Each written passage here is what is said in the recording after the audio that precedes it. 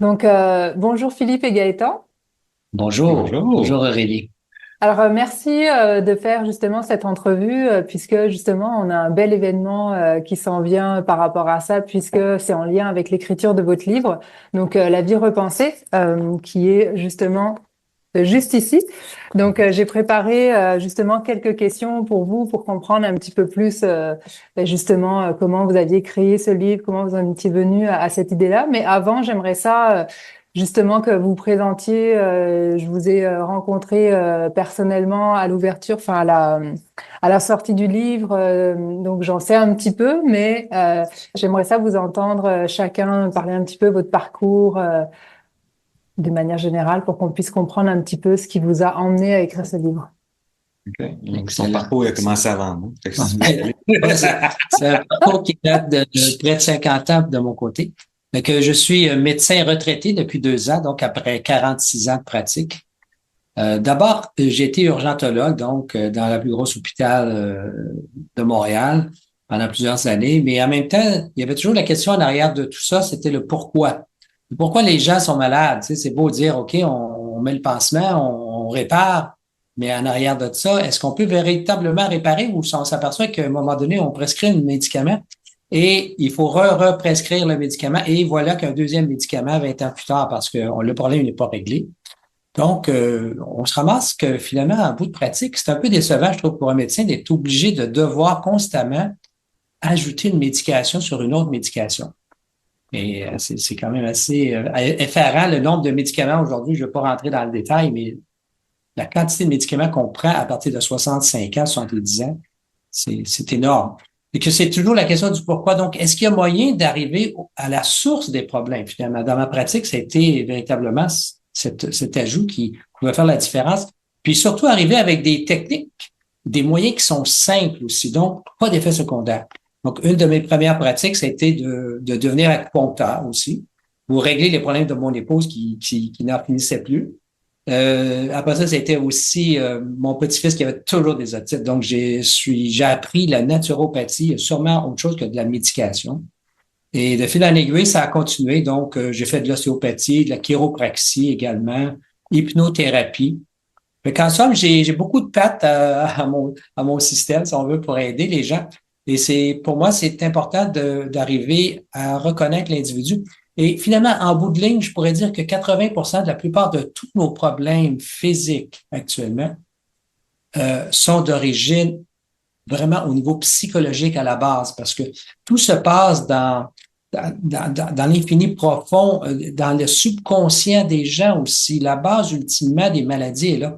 C'est ça qu'on peut retrouver des fois quasi des miracles qui ne sont pas des miracles parce qu'on comprend finalement pourquoi les choses arrivent. En retournant justement sur qu'est-ce qui a fait, quel frein qu'on a mis, quel obstacle qu'on a mis à surmonter dans nos différentes barrières physiologiques, si on veut, qui fait qu'on devient à un moment donné tout à fait déstabilisé dans notre santé et donc créer une maladie aussi.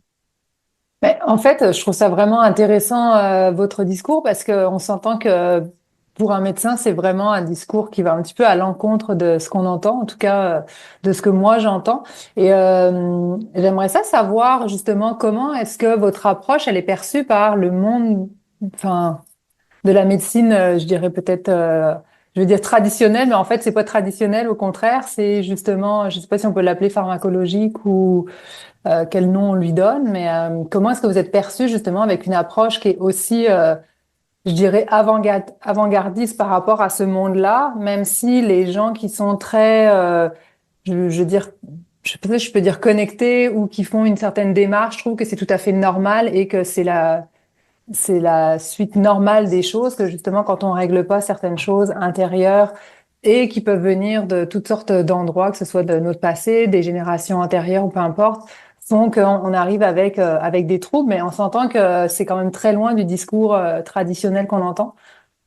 Oui, ben peut-être que ma pratique finalement, c'est que plus j'avançais en médecine, ben plus je me ramassais avec des gros cas, des cas difficiles, des cas qui avaient déjà tout expérimenté en médecine, qui avaient vu les médecins, qui avaient vu des spécialistes, qui avaient essayé un paquet de choses. Et fait qu'ultimement, je me devais d'aller voir encore plus loin que tout ça. Fait que c'est pour ça que j'ai commencé à faire plusieurs voyage à travers le monde, que ce soit dans l'Asie, au Népal, au Tibet, en Chine, aux États-Unis aussi, pour une médecine qui était aussi plus technologique aussi. Fait que j'essayais de faire un amalgame de tout ça pour aider les gens. Et t'as dit le bon mot aussi, parce qu'au fond, t'as parlé de tradition. Au fond, la médecine traditionnelle, ultimement, c'est la médecine qui s'attardait beaucoup plus à guérir l'individu dans son ensemble, dans son environnement, dans son milieu familial, dans son milieu psychologique aussi. Et on retrouvait, par exemple, chez le chaman aussi des grandes propriétés comme médecin, finalement. Alors qu'aujourd'hui, on est porté plutôt à patcher un peu le problème avec, on corrige un symptôme. Donc, voici, ça, c'est un anti-mal de tête, ça, c'est un antidépresseur, ça, c'est un antibiotique, ça, c'est un anti-infectieux, etc. Fait que, mais on va pas voir le fond. Il faut véritablement chercher ce processus-là. Et je m'aperçois que de plus en plus, la population est à même de s'avancer vers ça. On veut savoir le pourquoi. Pourquoi ça m'arrive telle chose? Donc, c'est sûr qu'au niveau médical, actuellement, on est dans une situation un peu délicate parce que on manque de médecins. On va avoir un médecin on veut que la société, le gouvernement surtout, on va avoir des médecins qui répondent rapidement aux problèmes. Donc, 10 minutes et c'est fini. On n'a pas le temps de poser les questions. On n'a pas le temps de s'asseoir avec la personne, d'où ça vient, pourquoi cette personne-là, qu'est-ce qu'elle veut me dire à travers son malaise. On dit souvent, le mal a dit. Qu'est-ce que le mal dit? Qu'est-ce que le mal veut me dire à moi aussi, d'une certaine façon? Il faut avoir cette oreille attentive et cette présence aussi très, très... c'est un peu comme Sherlock Holmes qui est avec sa lampe, si on veut, il est en train d'explorer avec pas son microscope, mais sa loupe, là, qui regarde vraiment l'individu devant soi. Et il faut vraiment créer ce sentiment de partenariat avec ton patient. Tu sais, c'est pas une personne qui rentre puis l'autre c'est fini puis on passe au prochain. Non, c'est véritablement là, on établit ce lien qui va faire en sorte que tout va se jouer à un moment donné dans la présence du médecin. Il y aurait tellement à dire parce que tu sais, même une présence entre deux personnes, c'est deux cœurs qui se rencontrent. On sait aujourd'hui que le cœur irradie 5 mètres au saut. Fait que quand je rencontre quelqu'un et la personne me rencontre, même si on pense que c'est mental, c'est très, très feeling à un moment donné, cette rencontre. C'est comme les atomes électromagnétiques, si on veut, on rentre dans l'aura de l'autre personne aussi, de sorte qu'à un moment donné, on finit par se comprendre puis trouver les mots justes ou les vrais, trouver la solution au problème et la façon dont on va apporter cette solution au problème, par quel traitement aussi.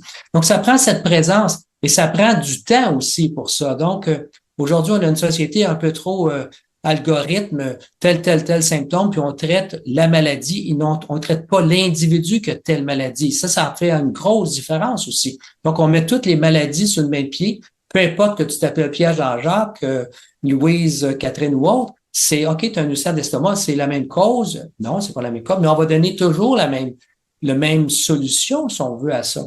Fait que je pense qu'on arrive à un tournant, puis de plus en plus, on voit des gens qui participent, par exemple, à ton podcast, c'est des gens qui veulent s'interroger, se conscientiser. Tout est question de conscience aujourd'hui. Et quand j'ai écrit le livre avec Philippe, c'était comme aller au-delà, finalement, des symptômes, aller voir en arrière qu'est-ce que le corps veut nous communiquer, si on veut, à travers des facettes inconscientes, si on veut, mais qu'on peut conscientiser à force de parler. Fait que je pense que c'est le plus beau travail qu'on peut faire. Et c'est pour ça, je pense aussi qu'il y a beaucoup de thérapeutes. Pour moi, le médecin, c'est un thérapeute, point. Et on va avoir du succès avec les gens parce qu'on est capable d'avoir cette oreille attentive face à l'autre. Merci.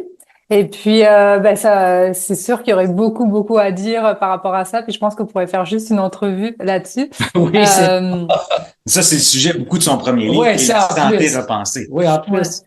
Mais justement, parce que toi, Philippe, tu as suivi un petit peu les traces sans être médecin, mais tu as quand même été dans justement ce bien-être, je dirais, holistique à travers la clinique que tu as créée avec Natacha. Donc, est-ce que tu veux bien justement nous parler un petit peu de ton parcours, qui tu es? Mon parcours, indirectement, mon père en a pas parlé, mais sa spiritualité a tout le temps fait parler de ça. Hein. Le livre est plus spirituel que médical, dans un sens. Et il amène son expérience comme médecin dans le livre, mais aussi, c'est une grande partie de spiritualité. Moi, je suis né dans une famille spirituelle. Mon père était déjà spirituel quand je suis né. J'avais des cours de spiritualité en avant. Et comme tout bon adolescent, tu veux faire partie de la gang, tu veux faire partie du groupe, tu veux être comme tout le monde.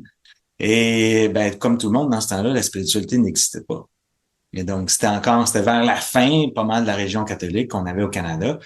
Mais donc, on renie un peu et on devient un peu sceptique aussi à cette chose-là. Puis moi, c'était une chose que je me posais tout le temps. Pourquoi? Il n'y avait pas de réponse. Soit à l'école, on ne disait pas pourquoi, t'apprends ça, puis c'est ça qu'il faut apprendre. La même chose, la spiritualité, ben, ça fait du sens, mais hein, on se retrouve à quelqu'un qui veut comprendre, ben, tu deviens un peu sceptique de ces approches-là. Il faut juste y croire aveuglement, comme la religion, mais la spiritualité, ça fait plus de sens. On trouve que ça fait plus avec nos valeurs. Fait qu'on va dire, on va devenir spirituel au lieu de religieux. Mais c'est encore une croyance aveugle. Et pour moi, ça a tout le temps été cette recherche de comprendre, mais pas plus d'explications à ce moment-là. Tu sais, j'ai eu une très bonne entreprise, j'avais du plaisir dans ce que je faisais. On faisait des grosses différences quand on a fermé l'entreprise familiale il y a à peu près 10 ans. Mais qu'est-ce que tu faisais dans l'entreprise que les gens qui te connaissent pas Qu'est-ce que je peuvent te faisais dans demander? l'entreprise? Je faisais toutes sortes d'affaires de gestion, logiciel, informatique, site web. Je pense tout ce que Mais la en dé- clinique, qu'est-ce qu'elle faisait en soi? Parce que tu sais, tu chapeautais tout ça, mais ouais, c'était quoi la mission finalement de la clinique? la Parce que mission de c'était la pas une clinique, clinique c'était on a fait traditionnelle. des programmes de santé qui étaient selon l'approche de la médecine fonctionnelle, parce que ma femme Natacha Azrak était certifiée en médecine fonctionnelle, puis elle a été aussi mentorée par mon père. Et donc, elle a eu la chance d'avoir une hyper bonne connaissance dans tout ça. C'est vraiment intéressant, Philippe. J'ai complètement oublié de dire que c'était, c'était comme tellement imbu dans ma profession, cette notion de spiritualité, que pour moi, de la médecine, sans spiritualité, il y a quelque chose qui manque. Parce que c'est un individu qu'on rencontre, c'est un esprit qu'on rencontre. Tu sais, c'est vraiment, j'ai pas remarqué, mais effectivement, je n'ai pas parlé, mais ça a toujours été pour moi un mode d'opération tout le temps, cette énergie, si on veut, qui se présente entre deux individus. C'est toujours un lieu de rencontre énergétique avant tout. Je n'ai toujours fait ça dans toujours ma pratique médicale. Tellement c'était pour moi inné, si on veut. Ben, vois-tu, je l'ai même pas mentionné comme tel. Je trouve ça bon. Ouais, tu n'as pas mentionné aucunement la spiritualité. Ben, Tu as mentionné tout ce qui est fait en médecine, mais pas de spiritualité. Puis le livre. ça n'a toujours été que ça. Puis le livre, ça, c'est l'aboutissement des connaissances encore plus poussées au niveau spirituel, effectivement. Et donc, même avec une très belle entreprise, à changer les vies des gens, on voyait toutes sortes de cas. Pour moi, il manquait quelque chose aussi. Tu sais. Pour moi, j'étais comme un peu dans ma prison de verre. J'avais du fun, l'entreprise, ça fonctionnait bien, on faisait des résultats extraordinaires, on avait une belle équipe, on était rendu à 8 employés, mais c'était pas, il y avait quelque chose qui manquait. J'étais pas capable de mettre le doigt dessus, puis je me dis, il faut que je sorte de là, mais sortir de là, c'est pas toujours évident, sortir dans quelque chose qui fonctionne bien, où est-ce que tu vois que les résultats sont là. Le COVID a été comme un ajout dans le changement aussi, mais j'avais déjà commencé à sortir et j'ai cherché jusqu'à temps que je retrouve le doctorat que je suis en train de faire actuellement, qui est en sciences quantiques. Donc, prendre les principes scientifiques de la physique quantique, principalement, pour expliquer la spiritualité. Et donc là, on peut sortir de ce scepticisme, on peut sortir de cette croyance aveugle et commencer à voir, oh, ça s'applique scientifiquement, c'est pas juste parce que Bouddha ou la Bhagavad Gita, qui est comme la Bible hindouiste ou un chaman le dit. Mais aujourd'hui, on est capable de faire ces corrélations entre ce qui nous a été dit depuis des millénaires, d'expliquer avec l'infiniment petit ou dans l'expérience humaine, il y a des études fascinantes dans comment l'humain peut être interagé. Là, tu fais, oh, ça remet des choses en question aussi. Il y a une chose que je mentionne souvent, ben, on nous a souvent dit, on a déjà entendu, on est tous Dieu, on est toute la source, on est toute cette même chose. OK, c'est très beau rationnellement. Là. Mentalement, ça fait du sens pour certains. C'est comme, mais on l'applique comment? Comment qu'on vit à partir de cette réalité-là? Et pour moi, ça a été qui est en lien avec ma thèse doctorale au niveau du bonheur. Comment appliquer ces choses-là aussi, mais il faut pas juste faire, ah oui, on est tout un. OK. Comment ça mange? Comment ça fonctionne? Comment? C'est la même chose pour les finances. On peut dire, ah ben, les finances, ben, j'ai pas d'argent, je t'endette, bon, faut juste que je travaille plus, je vais avoir plus d'argent. C'est un peu le modèle standard, tu sais. Fait que toi, tu démystifies, tu montres que c'est pas ça la réalité. mais c'est un peu le monde dans lequel on opère. C'est à peu près de faire pour sortir ou trouver ce qu'on veut, puis finalement on se fatigue, puis on a des problèmes, puis on se questionne pas sur les fondements de pourquoi qu'on est en train de vivre ce qu'on est, pourquoi qu'on n'a pas d'argent, pourquoi on est en dette, pourquoi on n'a pas de bonheur. Pourquoi qu'on est malade, hein? C'est la santé. Il n'y a pas juste la santé médicale, la santé financière est aussi importante. Ça fait partie d'un tout. La santé, c'est ça. La santé, c'est le bien-être à tous les niveaux, physique, psychologique et spirituel, finalement. Justement, je trouve ça intéressant ce que tu dis parce que peut-être dans mon approche, justement, enfin, je crois vraiment le fait d'être aligné quand tu fais quelque chose qui te parle, tu sais, qui te fait vibrer, ben c'est sûr que tu crées en fait de l'abondance, tu sais, comme énergétiquement déjà, t'es beaucoup plus, tu sais, t'as une vibration qui est beaucoup plus élevée que quand en gros tu travailles puis que ça te prend de l'énergie. Et en plus de ça, ben au-delà de ça, c'est que tu crées justement des relations qui vont être beaucoup plus riches. Et tout ça fait qu'au final, tu attires beaucoup plus d'abondance à toi. Mais souvent, les gens, ils sont déconnectés de ça. Puis soit, en fait, on a un monde qui est, tu sais, justement, juste dans la matière, et là, qui est juste à faire de l'argent, mais qui est comme déconnecté et justement qui s'éloigne finalement du bonheur, du vrai bonheur qui est intérieur. Ou soit, on a les gens qui partent dans la spiritualité, qui sont complètement déconnectés tu sais, La du réalité. physique, puis qui sont Ouais. en aversion avec l'argent. Puis en fait, ce que je vois en discutant avec vous, c'est que ça se retrouve à tous les niveaux. Tu sais, c'est comme, tu sais, tout est toujours, enfin, les principes, les grands principes sont toujours dans tout. Et c'est intéressant, je trouve, de voir à quel point dans chaque sphère, ben, au final, les principes sont encore là. Et c'est justement comment est-ce qu'on applique ça pour justement unir, ben, tu sais, comme à tous les niveaux, là, l'esprit, l'âme, le corps, en tout cas, je sais pas comment on l'appelle, mais c'est d'avoir cette unicité à tous les niveaux pour arriver à faire quelque chose qui fait du sens, qui nous nourrisse, aussi bien physiquement que spirituellement, qu'émotionnellement. Puis c'est là où je pense que, en tout cas, j'ai hâte de voir un petit. J'ai pas encore fini le livre, je l'ai acheté, mais c'est ça, j'ai pas encore eu le temps de le lire. J'étais déjà très intriguée justement. Euh, Parce que bah, moi aussi, ça a toujours été une quête de savoir justement, tu sais, qu'est-ce qu'on est venu. Puis après, c'est des grandes questions existentielles, mais c'est ça, qu'est-ce que je suis venu faire, tu sais, qu'est-ce qui fait que, enfin, des fois dans cette société, je me retrouve pas. Comment est-ce que je peux justement laisser aussi une empreinte positive à différents niveaux. Et justement, je trouve ça vraiment intéressant d'amener justement ce côté autant spirituel que physique et d'assembler les deux parce que c'est ce que je dis tout le temps dans ce que je fais. Donc là, je me retrouve beaucoup. Donc c'est pour ça que je prends le temps de déguster entre guillemets le livre pour justement aussi amener les réflexions, voir qu'est-ce qui monte et non juste un peu comme quelqu'un qui est boulimique, tu le manges, puis après finalement tu t'as pas apprécié finalement la lecture et j'ai pas eu le temps d'aller comme aussi loin que je voudrais. Donc là, je prends le temps de réfléchir et puis c'est pour ça que cette entrevue, je trouve ça intéressant parce que c'est quand même une grande question aujourd'hui, le bonheur. Je pense que on est dans une ère où les gens confondent le bonheur et les sensations Mhm. Ouais. du Ouais. bonheur et je pense qu'il y a comme il y a beaucoup de gens qui se perdent là-dedans et qui finalement savent pas ce que c'est vraiment le bonheur et ils pensent qu'en achetant toutes sortes d'expériences, ils vont être heureux. Et bref, donc ma première question par rapport comment? Ce que tu mentionnais, c'est beaucoup le début du livre parce qu'il faut comprendre ce que tu disais. Ces sensations-là, c'est le plaisir. Le plaisir est que matériel, en réalité, il est extérieur. Et en spiritualité ou même en physique quantique, on démontre que tout est énergie. Et donc, l'argent, c'est la même chose, mais le réel bonheur, il est intérieur. Il n'est pas à propos de courir après des choses.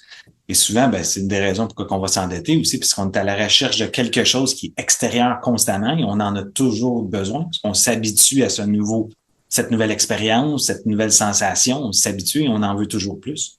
On le sait bien pour les drogues, mais c'est aussi pour les comportements, pour ce qu'on va acheter, pour les expériences. Et c'est la même chose. Le corps réagit de la même façon. Parce qu'au bout de la ligne, c'est la dopamine qui est stimulée.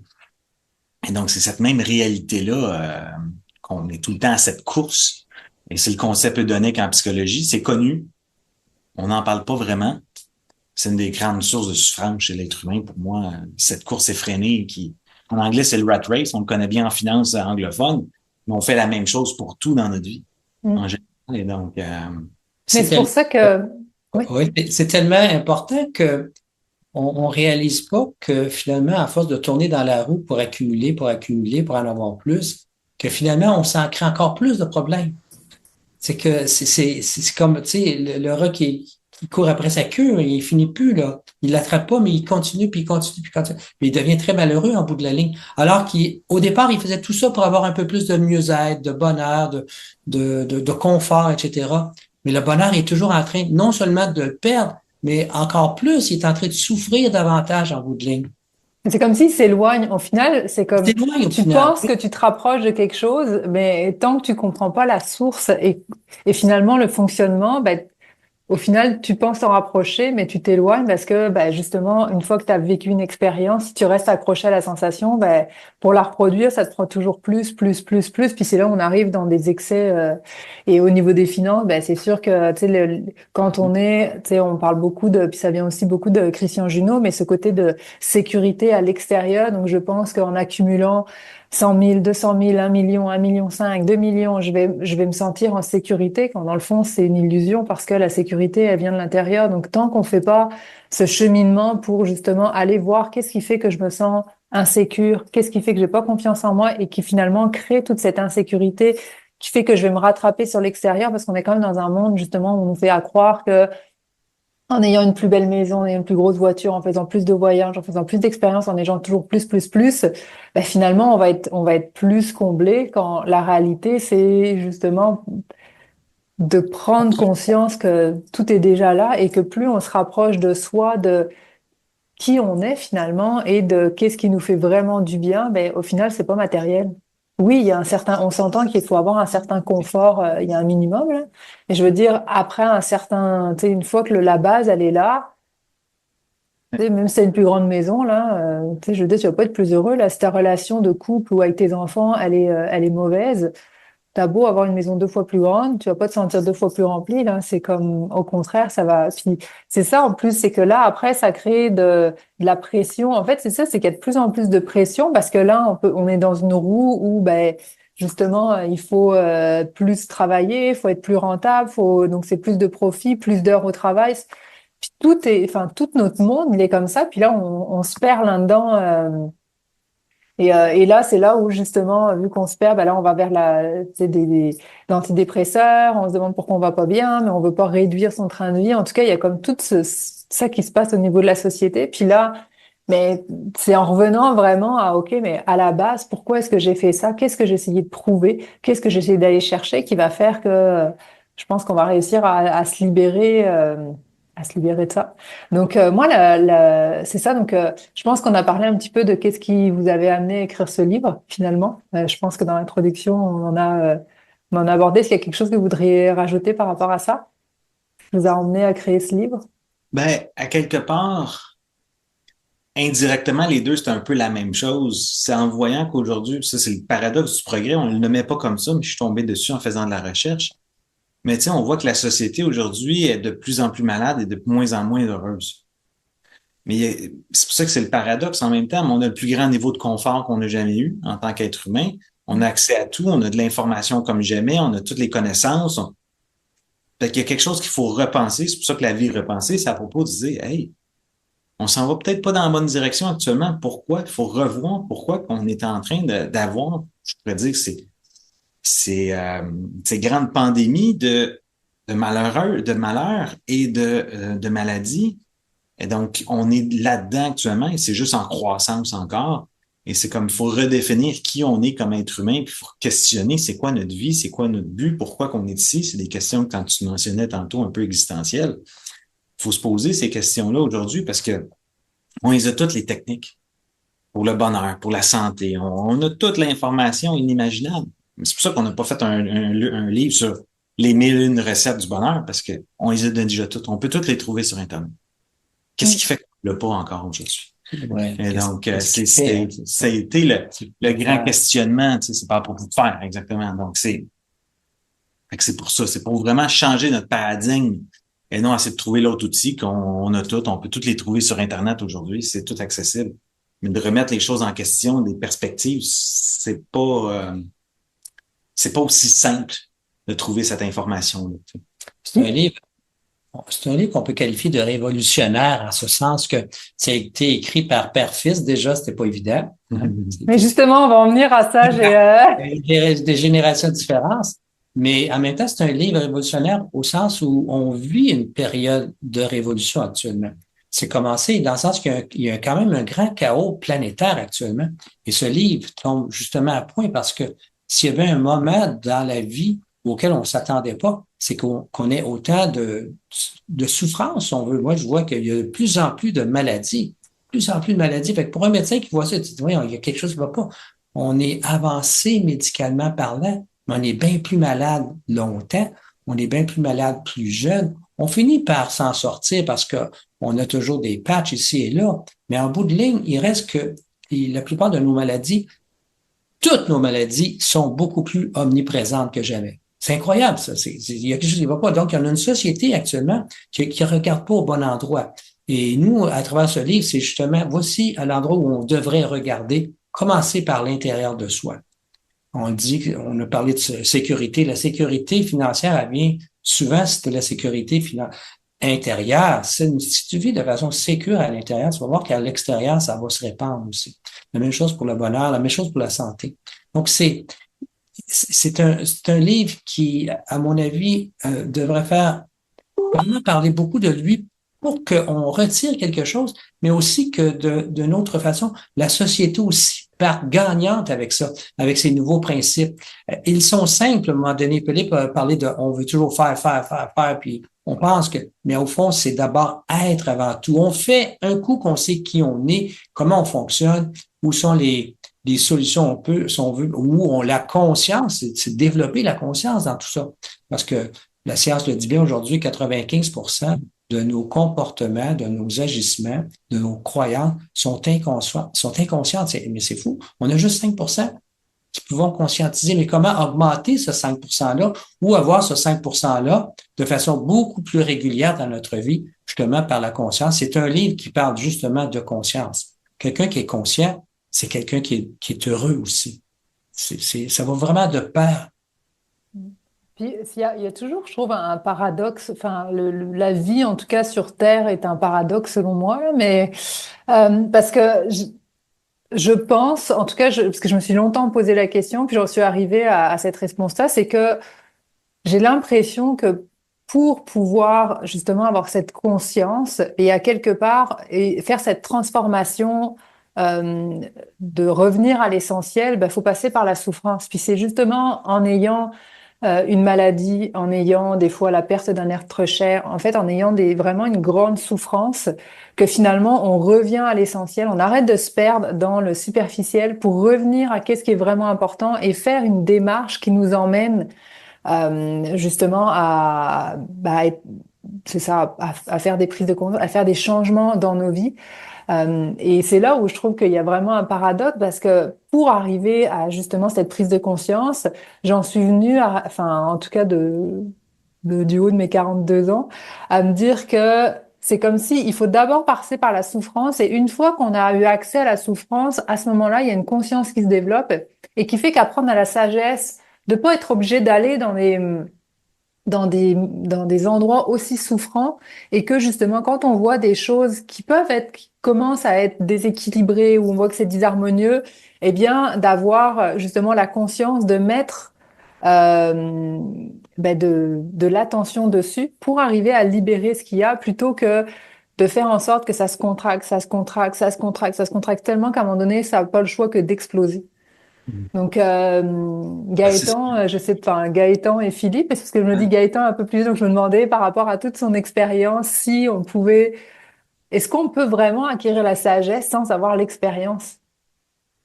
On peut acquérir la sagesse, mais sans l'expérience, non. Faut vraiment passer, sinon ce n'est que de l'information. On peut être bourré d'informations. Les super ordinateurs qu'on va avoir, les robots de demain, ça va être, je sais pas si on peut appeler ça vraiment de l'intelligence, là, mais c'est des gens, c'est des entités qui vont avoir énormément d'informations. Ils vont faire des liens, etc. Mais ils n'ont aucune connaissance d'une certaine façon pratique. Ils n'ont aucune expérience aussi.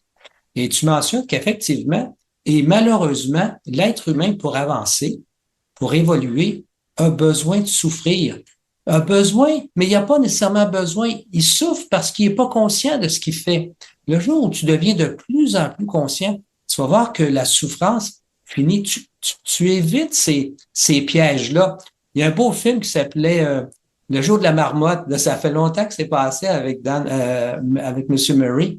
C'est tu te lèves le matin et le trou d'eau qui est devant toi, tu mets toujours le pied dedans à chaque fois.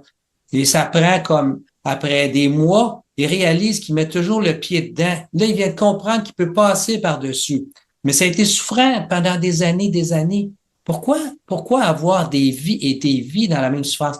Puis il est dit que la plupart des gens, d'ailleurs, apprennent très peu dans leur présente vie. Parce que on va plutôt se faire dorloter par le confort, aller chercher du plaisir. Alors qu'ultimement, on ne sait pas qui on est. Parce que pour être un sage, il faut avoir quand même avoir une connaissance de soi, une connaissance de la vie. Sinon, il n'y a pas de sagesse à travers ça. Donc, à un moment donné, il va falloir avoir suffisamment de conscience pour éviter, si on veut, les pièges. Et s'il y en a un piège dans lequel on tombe, 3 minutes après, on est remonté et c'est fini. Non, c'est pas une dépression qui va durer le restant de la vie. On arrive là, puis je pense que on est vraiment rendu une période de la vie où les gens, leurs phénomènes mentaux sont de plus en plus développés. Donc, on est capable de comprendre les choses. On veut comprendre les choses aussi pour éviter de souffrir. Donc, avec ces connaissances-là, probablement que ça va nous empêcher. C'est pas pour rien qu'il y a des livres, il y a des podcasts, il y a des maîtres aussi. Des fois, tu rencontres des gens qui vont t'aider, tu as des conférences, etc. Justement, c'est pour éviter de mettre toujours le pied dans le même trou tout le temps après chaque année. Il faut à un moment donné, j'espère, arrêter de souffrir pour qu'on vive mieux à un moment donné. Mais c'est comme, il y en a très peu d'êtres qui ont été suffisamment éveillés pour avoir cette tranquillité, cette quiétude à l'intérieur de soi, peu importe les événements extérieurs. Mais on s'en va tous vers ça. Et je pense que le plus vite possible, mieux c'est aussi. Sinon, si on prend bien du temps pour ça, bien, on va avoir souffert bien longtemps aussi. Pour rajouter là-dessus un peu, tu sais, le bouddhiste, il dit la vie est souffrance. Fait que les autres, ils disent c'est au travers de la souffrance qu'on va évoluer. Mais Et ça fait aujourd'hui, 2000 ans qu'il a dit ça, le Bouddha. Imagine, ça fait 2000 ans, ouais. à peu près 2500 ans, ouais. Mais dans la société aujourd'hui qu'on est, à chaque fois qu'on a des moments de souffrance, on va aller le patcher avec du plaisir. On va aller le camoufler. Parce qu'on veut pas être dans la souffrance. Fait qu'on va aller dans l'expérience. Et aujourd'hui, des techniques pour de l'expérientiel, on en a des quantités illimitées jusqu'à un point tel qu'on pourrait avoir ça dans notre téléphone. Mais notre téléphone nous distrait aussi. Fait qu'on, je me sens pas bien, je vais aller me distraire. Je me sens pas bien, je vais aller prendre un verre avec des amis. Je me sens pas bien. Mais c'est tout à fait inconscient. Qu'est-ce qui arrive? Et donc, on n'est pas en train de dealer sur nos sources de souffrance. On est en train de les camoufler.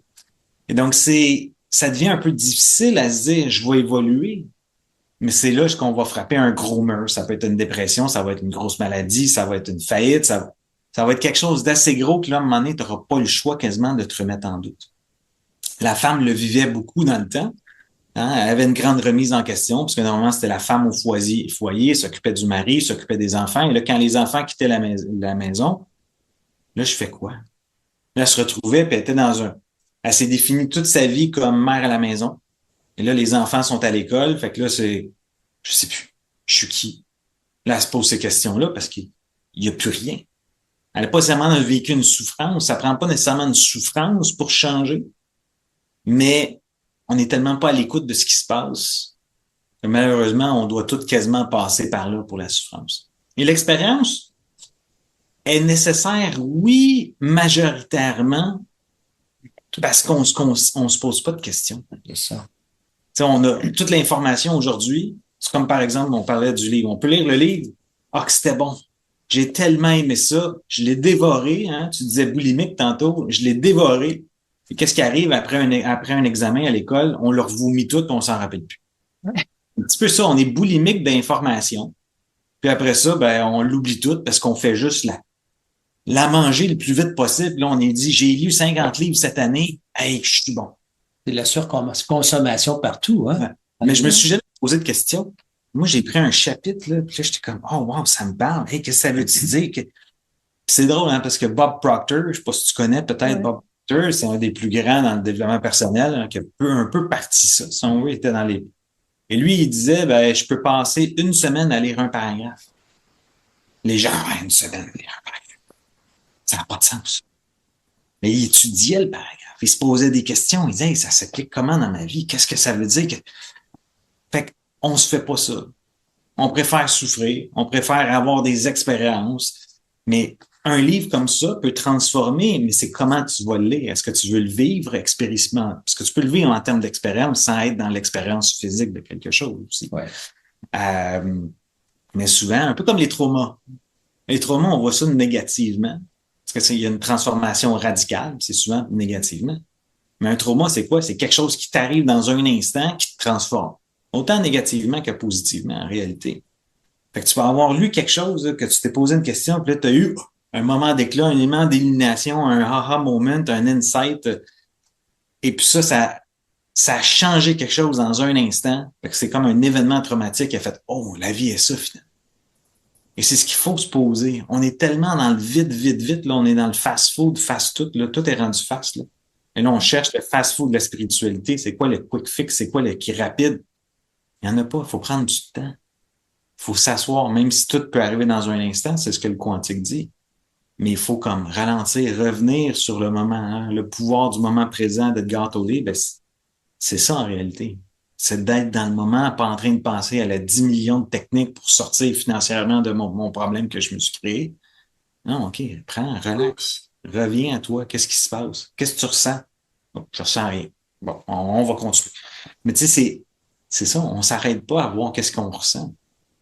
Fait que Moi, c'est justement, je parlais de l'association dans laquelle j'étais, ça s'appelle, parce que ce week-end, justement, je passe 2 fois par semaine, il y a une association qui s'appelle Sagesse de femmes, justement, où c'est, donc il y a jusqu'à 30 participantes, puis on est 42 femmes à soutenir, justement, les participantes, à être présentes. Donc il n'y a pas de téléphone, on est vraiment dans un lieu, on est en nature, et c'est hallucinant le changement qu'il peut y avoir.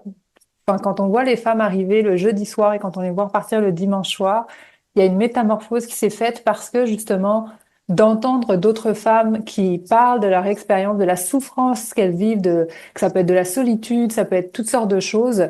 Des fois, c'est la maladie, des fois, peu importe quoi, mais eh bien, à quel point au niveau de l'énergie, justement, on en parle quand on est dans un endroit bienveillant, où il y a de l'amour, où il y a de l'écoute, où il y a de la compassion, à quel point on peut faire des transformations extraordinaires et justement revenir à l'essentiel et de voir à quel point l'humain a besoin justement de prendre le temps, d'apprendre à s'écouter sans juger, d'être vraiment présent, de recevoir l'autre et de pas essayer de donner des conseils, rien, juste d'être là et le cœur ouvert et à quel point c'est vraiment extraordinaire et pourtant il y a beaucoup de personnes avant ça qui causent pas, tu sais, qui des fois se demandent pourquoi elles viennent, tu sais, il y a comme cette espèce d'appel je vais dire appel du cœur qui se dit ah j'ai le goût d'y aller.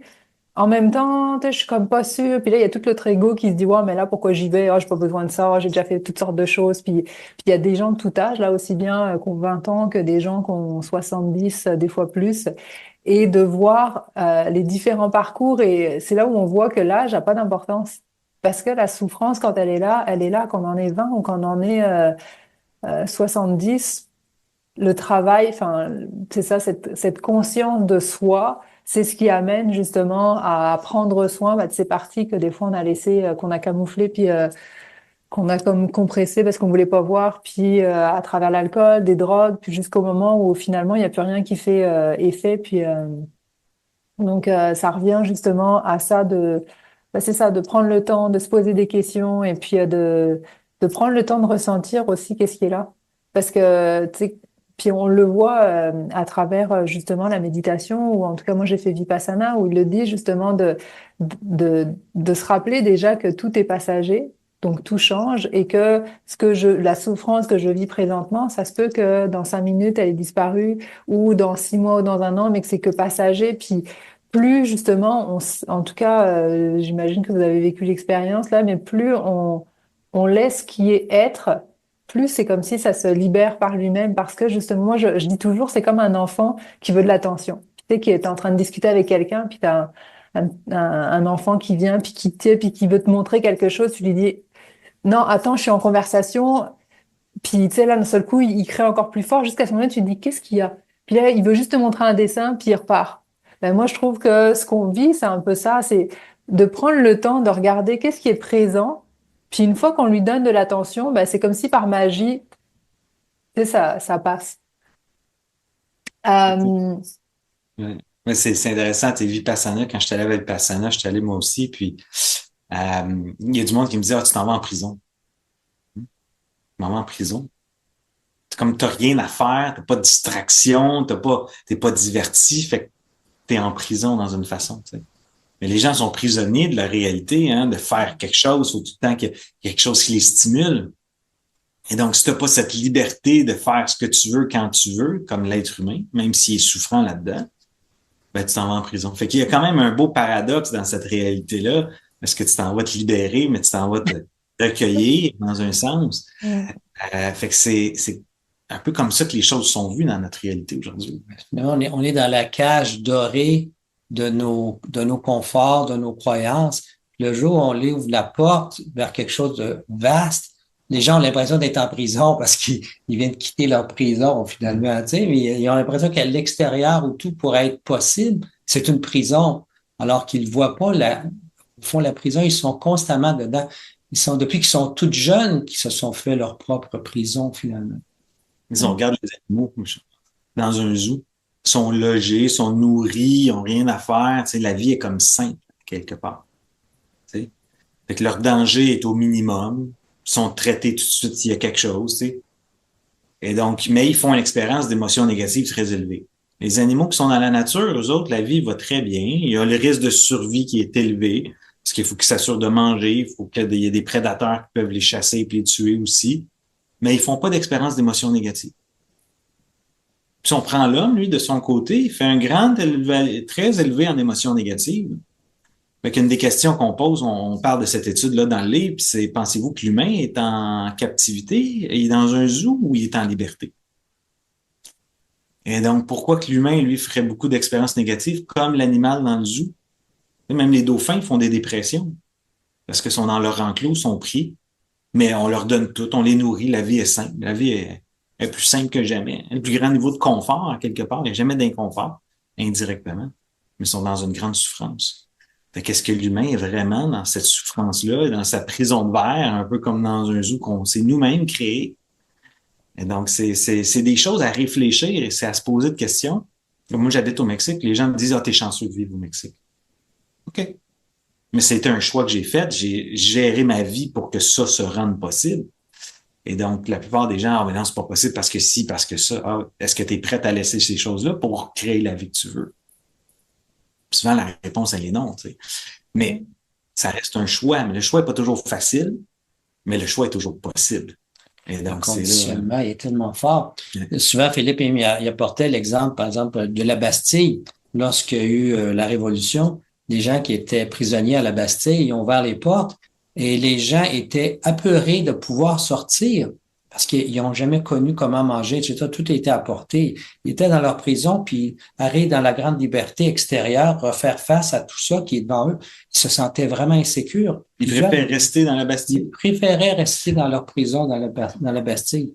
Fait que ça, c'est un comportement qui est humain, mais il faut que l'être humain, si on veut, devienne divin. Fait qu'il faut vraiment dépasser ce stage-là qui est, à mon avis, qui est puéril encore, là. On a toute la connaissance aujourd'hui, la façon dont les mécanismes doivent s'opérer, notre psychologie s'opère, etc. Les neurosciences sont là.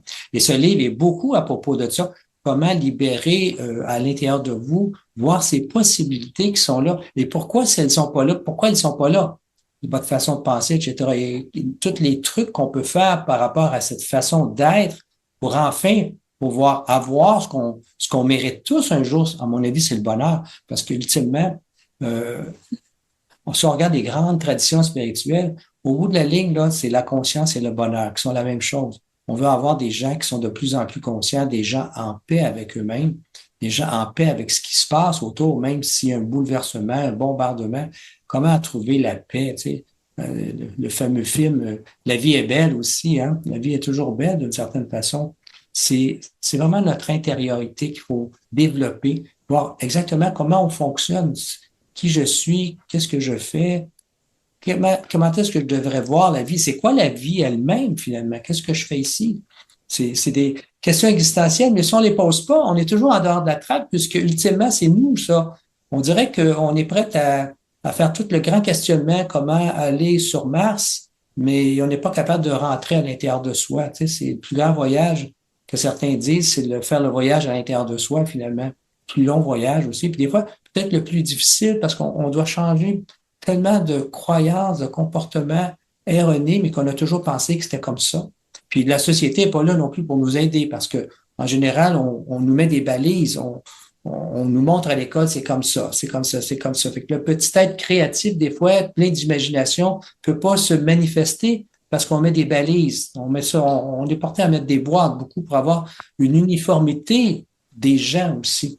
Alors qu'on est toute une diversité. C'est ce qui fait la beauté de la vie, puis c'est ce qui fait la beauté de la nature, c'est cette diversité. Mais on n'a pas compris actuellement que non, il faut laisser un peu le libre, je veux dire, le libre arbitre, le libre connaissance, la libre expression de l'être humain pour justement avoir le bonheur. Parce qu'il n'y a pas de liberté, il n'y a pas de bonheur non plus. Il faut vraiment être liberté à l'intérieur de soi. Et je pense que c'est le plus gros cadeau, le plus beau cadeau qu'on peut se faire, c'est justement de retrouver cette liberté intérieure de soi, puis se détacher de tout. Tu l'as vu, tu l'as vécu à travers, par exemple, l'expérience du Vipassana. Comment donner le grand silence, tu commences à voir des choses que tu n'avais jamais vues en toi, des possibilités de vie qui disent waouh, ma vie, ça pourrait être ça aussi. Donc, il y a du délestage à faire constamment. Tu sais, c'est tout le poids de notre passé, le poids de notre éducation aussi. Donc, ça va être une société nouvelle. On est vraiment rendu dans cette période actuellement où l'être humain est comme mature pour arriver à faire des choses extraordinaires, prendre conscience de ce qui se passe et de ce qui devrait se passer ultimement pour avoir une société meilleure. Parce que ça aussi, la société va faire en sorte que les petits êtres qui vont arriver dans ce monde-là, ça va être beaucoup plus épanoui aussi, ils vont pouvoir souffrir. C'est exponentiel le jour où on commence à donner cette liberté et cette compréhension de l'être humain. Justement, ça m'emmène à cette question, là, ma question, c'était qu'est-ce que la vie pour vous? Je sais que c'est une grande question là, mais Et la vie pour nous, moi je peux répondre, on peut garder ça simple parce qu'on peut philosopher là-dessus longtemps. Mais et donc, comme mon père le disait plus tôt, bon, les traditions spirituelles s'entendent que l'objectif de la vie, c'est le bonheur, ou en même temps, c'est l'illumination. Fait qu'il y a vraiment comme un échange de termes dans cette réalité-là. Et on définit le bonheur comme une expansion de conscience. Donc, je donne souvent l'exemple de la montgolfière. C'est une chose comment je travaille dans mes programmes. Je travaille de cette façon-là. La montgolfière, pour qu'elle s'élève, c'est comme ta conscience qui doit s'élever. Et donc, pour qu'elle s'élève, il faut que tu délaisses les mots que tu as dit tantôt, délester. Il faut que tu délaisses le poids qui est sur ta montgolfière qui fait qu'elle n'est pas en train de lever. Toutes les choses de ton passé, tes traumas, tes vies antérieures, tes vies, tes expériences, ces choses-là. Donc, tu vas défaire de ces attachements-là. Et donc, tu peux bien enlever tout le poids possible du passé, mais ta montgolfière n'est pas plus en train de lever. Il faut que tu mettes du gaz dedans, il faut que tu remettes plus de conscience. Fait qu'il faut que tu travailles à voir la vie aussi différemment pour créer quelque chose de différent. Et donc, pour moi, l'objectif de la vie, c'est ça, c'est à propos de augmenter notre sagesse, que je pourrais dire, au lieu de connaissance, là, parce que des fois, connaissance, c'est plus d'informations, mais la sagesse, c'est prendre ces informations-là, les questionner, amener de la sagesse dedans et délaisser des choses du passé. Et donc, pour moi, c'est le but de la vie est à propos de ça. On en parle au chapitre 5, je pense. Le processus de réincarnation. Si la réincarnation n'existerait pas, on amène toutes les études aussi en réincarnation, mais si la réincarnation n'existait pas, ça pourrait être juste à propos du travail, puis avoir du plaisir, la vie finirait là. Mais il y a tellement d'études qui démontrent autrement que la vie est beaucoup plus que ça.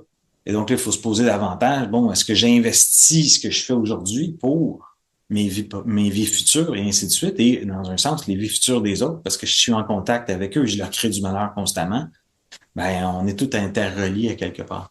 Et donc, c'est d'amener du bien chez moi pour faire du bien chez autrui, à quelque part. C'est un petit peu ce côté, on pourrait dire, égocentrique de s'évoluer pour aider les autres à évoluer. Mais je pense que c'est à quelque part, mais après ça, c'est comment ça s'applique, c'est comment l'intégrer, c'est comment le vivre. Là, ça devient un peu plus complexe que juste dire, ben, il faut évoluer, puis il faut se délaisser. C'est comme simplement à dire, mais c'est comment le vivre maintenant, comment vivre notre vie dans tout ça. Donc, c'est une bonne question. Vivre notre vie. On pourrait dire quelle vie tu parles, tu sais, comme toi quand tu dis la question, c'est quoi pour vous la vie? Ben, je te dirais, il y a la petite vie qu'on vit ici, là, sur Terre. Mais le livre s'appelle La vie, on remarque, c'est un grand V. La vie, c'est bien plus que la vie qu'on vit là. Pourquoi qu'on a mis un majuscule? Parce que pour moi, c'est une certitude. Donc, c'est un savoir. Je veux pas apprendre. Pour moi, il y a quelque chose d'intérieur qui me dit, on vient d'ailleurs, on est ici, puis on va ailleurs. Fait que ça, ici, c'est la petite vie qu'on va vivre sur cette plateforme que j'appelle une plateforme évolutive, dans laquelle on vient faire de l'expérience. Mais on vient déjà d'ailleurs, puisque pour moi, c'est clair qu'on est immortel aussi. C'est pour ça que la vie, avec un grand V, tu peux pas la mettre dans une boîte. Tu sais pas où elle a commencé et tu sais pas où elle va finir non plus, cette vie-là. Parce que c'est la vie. C'est la vie, c'est incroyable. Et pourquoi la vie, ça, c'est une autre question auquel on peut pas répondre. Mais pour moi, c'est clair que on est des entités hautement évoluées, mais rendues ici sur cette densité, si on veut, dans cette trois dimensions, on a perdu ces points de repère, si on veut, parce qu'on est venu faire une expérience ici, dans cette dimension qu'on appelle la planète Terre. Et à un moment donné, ça dure un certain temps, ça ici. Ça va finir son temps. Et on va aller ailleurs aussi, parce qu'ultimement, on est des êtres de conscience. Et la conscience, c'est pas matériel, c'est pas du Newton, c'est de la vibration, c'est de l'énergie. Donc, à quelque part, on est des êtres, on peut dire même, on est tous des êtres des êtres de lumière, si on veut. C'est la lumière qui a permis, si on veut, même à la nature de prendre vie aussi. On sait qu'aujourd'hui, tout part de l'infini petit. Ce qu'on appelle le matériel, ou aussi gros qu'il soit pour nous, ben, ça dépend des toutes petites ce qu'on appelle les quantums. C'est plus petit que l'électron encore. C'est cette énergie, si on veut, par laquelle la matière peut exister, par laquelle nous, on existe déjà aussi. Tout à l'heure, Philippe, il a dit, je sais pas si c'est, ouais, je pense qu'on a parlé au début, tu sais, on est tous divins, mais on ne sait pas qu'on est divin encore, mais on s'en va par là pour le réaliser que, ah, ben oui, on était déjà des dieux d'une certaine façon, au sens où on était déjà immortels, mais sauf que rendu ici, on a tout oublié ça pour faire l'expérience de cette trois dimensions qui habitent la planète Terre ou une autre planète autour aussi. Mais ultimement, on va devoir la quitter, cette planète-là, et continuer vers des mondes incroyables aussi, parce qu'on est on est des êtres d'énergie aussi. On va pouvoir créer, à mon avis, même notre propre corps, le corps qu'on voudra bien créer aussi. On est rendu loin, là, hein? Mais pour moi, c'est une évidence qu'à quelque part, on est tellement plus grand qu'on pense. Mm. Puis c'est drôle parce que justement, ça me faisait penser, c'est comme si quand on est divin, on l'oublie, on devient vraiment humain, et toute Ouais, notre vie, on passe à se rappeler qu'on est divin. ouais, ouais, c'est à peu près ça. Mais c'est un peu comme si il y a une partie de toi qui a voulu goûter, qui a voulu expérimenter ce que c'est que la matière. Mais un coup que tu es rendu ici, tu as oublié d'où tu viens aussi parce que tu es dans la matière. Fait qu'il faut que tu réapprennes tout ça pour à un moment donné sortir de là aussi avec probablement encore là cette énergie qui va avoir expérimenté des choses fantastiques. Ça sera plus la même énergie, ça va être encore une divinité amplifiée aussi. Parce qu'il n'y a pas de fin dans cette progression. Mais il faut comprendre que on est pourtant des êtres humains. Et j'ai bien dit êtres humains, mais on agit comme des fers humains. Fait que la divinité humaine, elle est très, très loin encore, tu sais. Ouais. Et donc, il faut passer par faire, par être pour être divin un jour, mais il faut arrêter de faire autant puis d'être dans cette roue effrénée. C'est pour ça qu'il faut prendre un temps. Puis Vipassana, c'est un excellent temps parce qu'il n'y a plus rien à faire. Fais rien à part méditer pendant 10 jours, pendant 10 heures par jour et tu cuisines pas, tu fais pas de crayon, pas de livre, pas, tu sais, comme t'es dans un espace complètement déconnecté. Donc, tu peux vraiment être dans l'être et touché par moments au divin. Mais si t'es constamment dans ta tête, écouter de la musique, la musique, c'est très bien. On peut écouter de la musique classique, par exemple, mais t'es encore dans la distraction. T'es encore dans l'entertainment, dans le divertissement. Même si ça peut être positif, parce que c'est des bonnes vibrations, et ainsi de suite. Mais t'es encore dans je veux pas être tout seul avec moi-même, fait que je me distrais. Il y en a que, par exemple, faut tout le temps qu'ils laissent la télé allumée, parce qu'il il semble qu'il y a quelque chose, mais ça rentre pareil. Fait que tu peux pas être complètement présent du moment parce qu'il y a encore quelque chose. Mm. Et donc, la plus grande peur de l'être humain, je pense, c'est l'ennui. Tu sais, juste à rien faire. Oh mon Dieu. Ouais, être seul, hein. Être juste seul, juste ça. Tu sais, mais, oui, j'ai rien fait, j'ai juste pris une marche. Ouais, mais t'as pris une marche. Tu sais, juste te dire, tu t'assis puis tu fais rien.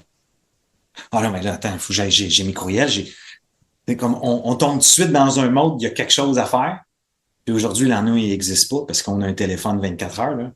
Puis je donne souvent la blague, tu t'en vas aux toilettes, pas ton téléphone, hein. Là, c'est comme, oh, hein, il se passe quoi, là? Y a-tu une revue proche? Chérie, va chez mon téléphone. Tu sais, c'est comme, mais c'est le parfait moment, tu sais. Prends ce moment-là quand tu vas aux toilettes de pas arriver avec rien ou une revue ou un téléphone. Puis prends juste ce moment-là d'apprécier la vie.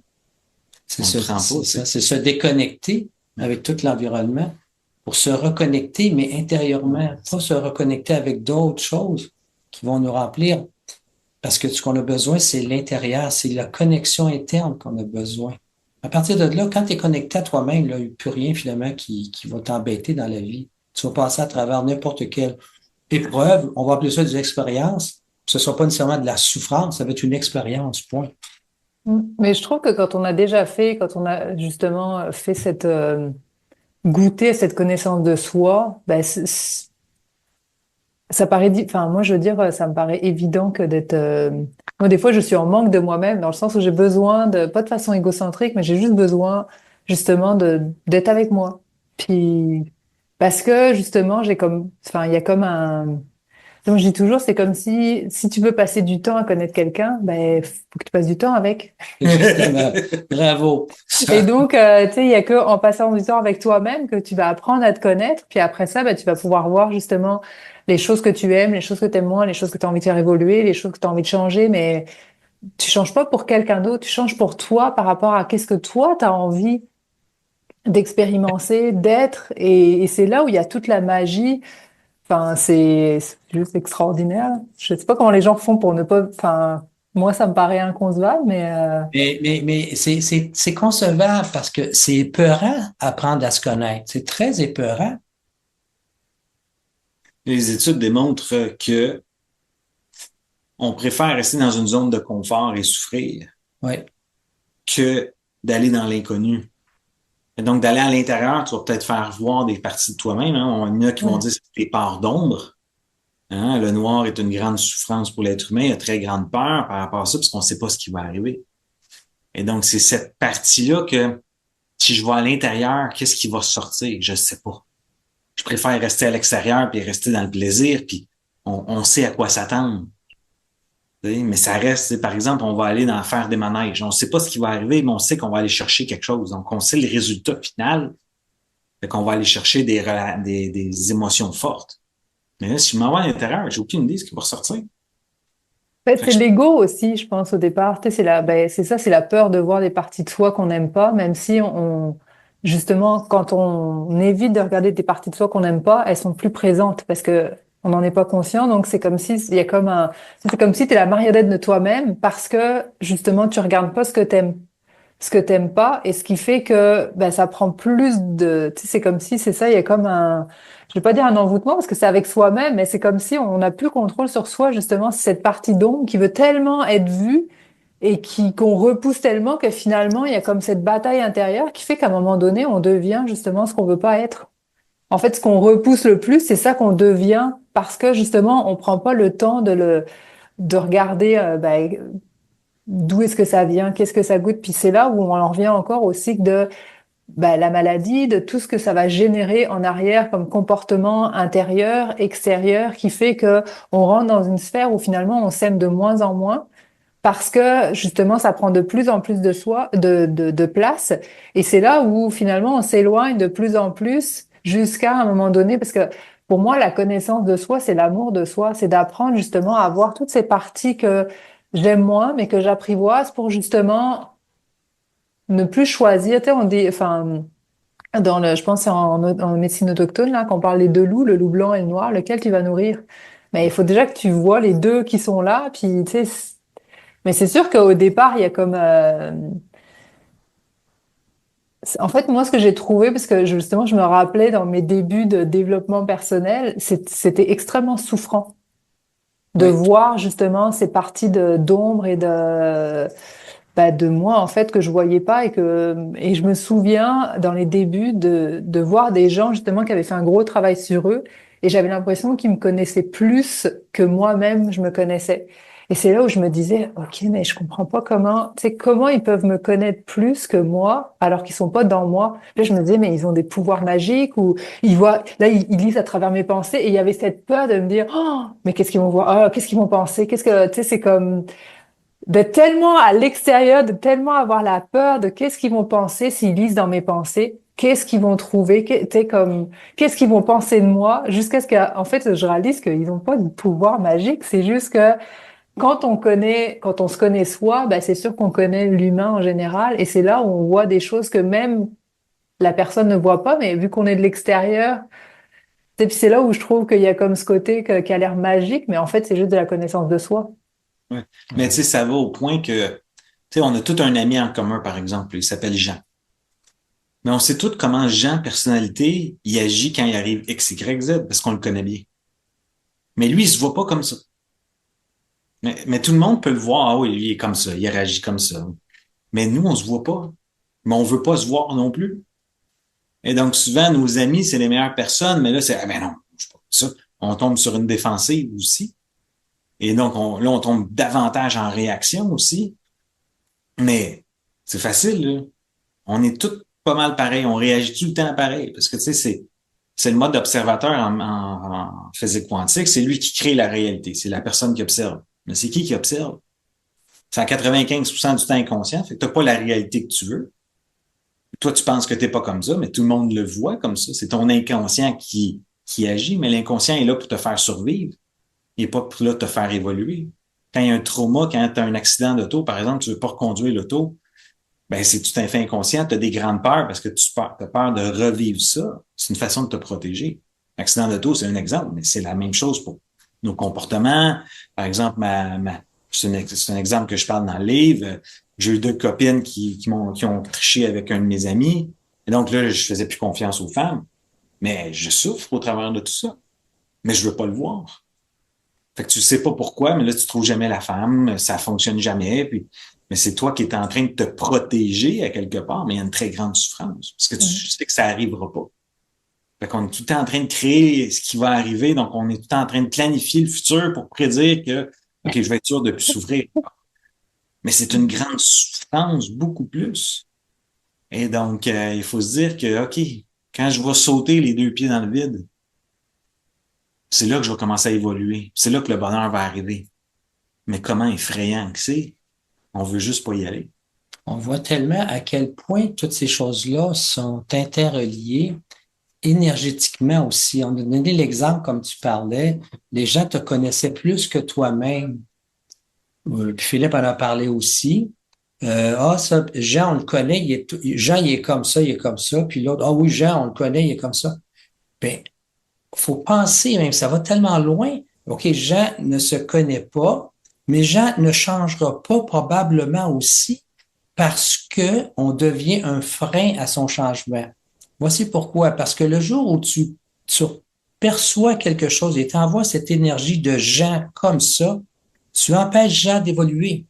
Tu empêches Jean d'être différent de ce que toi tu connais. Puis imagine quand c'est 20 personnes, 5 personnes qui connaissent Jean toujours de la même façon, eh bien Jean, on vient de le cataloguer, puis Jean, il va avoir beaucoup de difficultés à se sortir de la boîte. Fait qu'on voit à quel point, d'une certaine façon, on est aussi redevable que Jean reste pas mal toujours pareil parce qu'on le voit comme ça. On voit pas l'autre personne qui pourrait être en arrière de Jean aussi. Et à partir du moment où on est capable de voir autre chose chez lui, ben lui, ça devient plus facile pour voir autre chose chez lui aussi. Tu vois, toute cette côté qu'on est toutes partie de la même famille, c'est cette unité qui nous relie tous ensemble. Ce que je pense de quelqu'un, ben, c'est aussi ce qu'il va penser de lui-même à quelque part. On voit à quel point c'est important cette chose-là. Donc, on est tous interreliés. C'est incroyable. Le jour, puis ça, c'est vraiment de la science quantique, là. C'est comme ça que ça marche dans la vie. Le jour où tu prends conscience de ça, tu peux même plus donner un commentaire sur quelqu'un en disant t'es comme ci, t'es comme ça, à moins que tu arrives que dans t'es un thérapeute, là, c'est différent. Mais tu sais, pour tes amis, faut arrêter de les voir à travers les défauts qu'ils ont, parce on les garde dans ce défaut-là aussi. Puis, il y a quelque part en lien avec ça, par exemple, je suis en couple, moi, je veux pas évoluer, puis ma femme veut évoluer. Fait que si ma femme évolue, ça veut dire qu'elle change. Mais moi, j'étais en relation avec elle. Si elle change, donc ma perception avec elle doit changer, et donc je dois changer automatiquement. Mais moi, je veux pas changer. Et donc là, il y a un conflit, là. L'une qui veut changer, puis l'autre veut pas changer. Et pour moi, j'ai pas vu de statistiques par rapport à ça, parce que je pense pas qu'il y ait des études spécifiquement reliées à ça, mais pour moi, c'est une des grandes causes de divorce aujourd'hui, parce que on est dans notre confort, mais là, il y en a un d'eux qui veut sortir du confort, mais l'autre veut rester dans son confort. Et donc, si, de ce que mon père expliquait, c'est un danger, mais dans les groupes, souvent, les gens, ils veulent pas que tu changes, parce que ça va faire que tu vas changer toi aussi. Et c'est pour ça que souvent, les gens vont changer de groupe, ils vont se retrouver avec des nouveaux amis, des choses comme ça, parce que il y en a certains qui veulent évoluer, il y en a d'autres qui non, donc ils les tiennent vers le bas. Donc, il y a ce danger aussi dans tout ça. Hein. Il y a un dicton qui dit on devient l'ensemble des 5 personnes avec qui on se tient le plus souvent. Mais avec qui vous êtes, hein? C'est quoi financièrement? Si on parle de finances, ben, c'est qui les gens qui t'entourent au niveau financier, au niveau entrepreneurial, au niveau relations, des choses comme ça. Et donc, c'est des choses qu'on voit qu'il faut prendre conscience. OK, Et tu vois, ça me fait penser à deux expériences que j'ai vécues. La première, quand je suis arrivée au Québec, parce que 1 an après, en arrivant dans justement un endroit où personne me connaissait, où il y avait plus, j'avais plus justement cette, je vais dire cage dorée, même si c'était pas une cage dorée, ben en fait, je pouvais être ce que je voulais. Puis moi, en France, venant d'une famille d'agriculteurs où il y a des statuts sociaux qui sont quand même très, c'est ça, qui sont comme ils sont. Eh bien, d'être la fille d'agriculteur, moi, c'était inconcevable d'aller en finance parce que justement, je voyais les gens de la finance qui étaient dans un monde que je n'avais pas accès. Mais en venant dans un autre pays, dans une autre culture, c'est comme si toutes ces barrières-là ont été enlevées. Et en fait, j'ai pu suivre, tu sais, comme, je dirais, mon envie, mon instinct, peu importe quoi, qui a fait que je me suis comme complètement immergée dans un milieu qui, à la base, n'était pas du tout le mien parce que, justement, j'avais plus toutes ces personnes qui disaient, ah, maintenant, tu peux pas faire ça, ou même si peut-être que personne m'aurait dit ça, mais moi, dans ma tête, par rapport, justement, à l'environnement dans lequel j'étais, c'était impossible. Et donc, bon, c'est ça, 15 ans plus tard, je suis vraiment plongée dans les finances. Puis une autre expérience que j'ai vécue, c'est justement une femme avec qui j'avais fait un 3 jours en individuel. On était toutes les deux. En fait, elle a vu en moi ce que moi, j'étais pas capable de voir. Et c'est ce qui m'a permis de créer une réalité, justement, que je voulais, mais qui était inaccessible. Et en voyant, parce que ce que je m'apercevais, c'est que vu que j'avais pas touché à l'amour de soi, ben en fait, j'arrivais pas, tu sais, c'est comme si je me voyais toujours comme pas être assez bonne, assez aimante, pas, enfin, et là d'avoir eu quelqu'un qui justement voyait le potentiel et qui a pu me transmettre ça dans son énergie parce qu'il y avait vraiment une réelle, enfin, tu sais, elle le voyait. Ben, ça m'a permis de moi, à travers ses yeux, de voir ce qu'elle voyait de moi que j'étais pas capable de voir de moi. Et ça a fait un shift à 180 degrés. Enfin, ça a été, pour moi, ça a été un changement de vie extraordinaire, justement d'avoir accès justement à cette, c'est ça, à cette nouvelle. Donc, je pourrais dire qu'à ce moment-là, j'ai fait un bond quantique parce que ça a vraiment changé ma vie. Donc, Quand des gens à l'extérieur de nous, comme tu disais, même depuis le début, c'est que les gens nous voient plus que nous, on se voit véritablement. C'est pour ça que c'est important. Le livre va faire beaucoup de prise de conscience par rapport à comment on vit, qui on est. Et à partir de là, ben, ça va se transmettre à l'extérieur de soi aussi. Puis ça va donner comme la permission à d'autres êtres aussi de se transformer parce qu'ils vont voir qu'à quelque part, il y a une transformation qui s'est arrivée et wow! Puis wow, il est grand maintenant, puis je le voyais grand, mais je le vois maintenant. Et là, la personne s'en saisit aussi pour elle-même. C'est vraiment un phénomène où tu commences avec une, puis ça fait deux, trois, puis ça fait wow, wow, plusieurs personnes. Fait que c'est vraiment important, toutes ces petites réunions, si on veut, qu'on passe ensemble, bien souvent, là, ce que je trouve fantastique avec les podcasts, là, même si c'est pas des grands médias, puis justement, sur les grands médias, en général, il n'y a pas grand-chose, mais au niveau formation de soi, au niveau développement, connaissance de soi, c'est vraiment là que ça s'opère. Mm. Puis les gens ont Juste, la chance aussi de pouvoir dialoguer, bien souvent, hein. Ça manque beaucoup. On ouais. pense qu'il y a juste de l'information dans un livre ou à la télévision que non, il n'y a rien qui change dans ça. Ce n'est que de l'information, il n'y a rien qui change. Non, c'est clair. Mais justement, ça m'emmène à ma quatrième question. Quelle réalité avez-vous ou souhaitez-vous créer ou inspirer avec ce livre? Donc, je pense qu'on en a déjà un petit peu parlé, mais je trouvais Ouais. que c'était important justement de le souligner. Ça va avec notre conclusion qui s'appelle vers une nouvelle société. Hein. Il faut redéfinir comment on agit, comment on travaille avec les gens, comment on rentre en relation. Parce qu'au bout de la ligne, on parle que l'objectif de la vie, c'est le bonheur.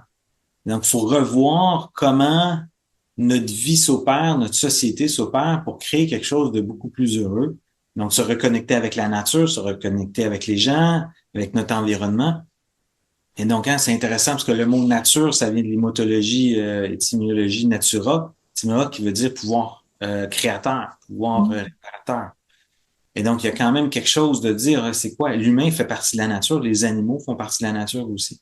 Nos bâtiments sont souvent pas très naturels aussi. Fait qu'il faut revoir comment on vit notre vie, qui va amener cette réalité dans un côté d'évolutif et d'apprendre c'est quoi l'école de la vie versus l'école du travail, où est-ce qu'on est tout obligé d'aller.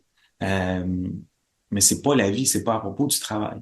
Donc l'école, la vie est beaucoup plus que ça. Donc c'est ce qu'il faut repenser dans cette réalité-là. Et pour moi, c'est ce livre-là est un peu ce legs à dire, faut se questionner à c'est quoi la vie réellement.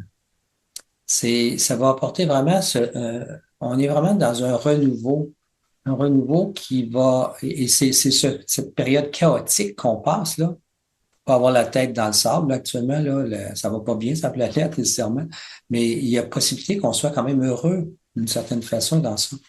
Et il va y avoir donc du renouveau au niveau de l'éducation, au niveau de la société, au niveau de la médecine. C'est sûr qu'il va y avoir beaucoup de résistance parce que ceux qui sont bien ancrés là-dedans, là, les grosses industries très lucratives, ils vont pas vouloir lâcher le bâton. Et là, je viens juste d'ouvrir page 236. Faut dire que ce livre-là est quand même écrit petit, hein. C'est un livre de 300 pages d'une certaine façon, là. Il y a du Quand on stock l'a là-dedans. ouvert la première fois après Je l'impression, me dis, whoop! ça aurait pu être plus gros, mais bon. Ouais. Fait que le problème auquel nous sommes confrontés est fondamentalement dans la psyché humaine. Donc, on veut vraiment changer la psyché humaine, où la frontière entre le vrai et le faux est difficilement mise en lumière face à une désinformation totale. Fait que c'est vraiment le temps d'aller chercher ce qui est vrai et ce qui est faux dans nos sociétés pour justement avoir cette nouvelle société de demain. C'est pas en bâtissant sur des sociétés qui sont là depuis des centaines, puis des milliers d'années, et pour lesquelles il y a eu souvent des destructions. On peut voir des grandes civilisations qui sont disparues. On se demande comment ça fait que les Romains, ça n'existe plus. Ah, comment ça, l'Égypte, les pharaons, voyons, c'est mort, qu'est-ce qui s'est passé? Pourtant, ils semblaient atteindre un certain summum. Mais à un moment donné, il y a des crues de vagues comme ça. Mais là, on est de nouveau dans une espèce de montée pour avoir cette nouvelle société. Et c'est comme si on fait face en même temps à une désinformation à bien des niveaux, surtout dans les grands médias. Alors que dans les tout petits médias, on voit des gens qui disent, ah, voici comment est-ce que l'humain fonctionne, voici qu'est-ce qu'on devrait faire, etc. Fait que c'est tout, ça part de la base, parce qu'ultimement, c'est l'être humain qu'on devrait toujours valoriser dans tout ça, c'est la créativité humaine. C'est pas celui qui a nécessairement les plus hauts diplômes qui va faire ce que j'appellerais de l'intelligence. Il y a des êtres qui ont très peu d'instruction et c'est des êtres infiniment intelligents aussi. Aujourd'hui, on parle beaucoup des problèmes de nos jeunes là, qui sont autistiques, etc. Mais c'est pas des maladies nécessairement. Ça, faut voir pourquoi ça arrive dans notre monde actuellement. Là. Il y a des raisons pour ça. Donc, si on peut se questionner véritablement sur le pourquoi des choses, c'est encore le pourquoi les choses sont ainsi, on peut véritablement apporter un changement dans nos sociétés. Merci.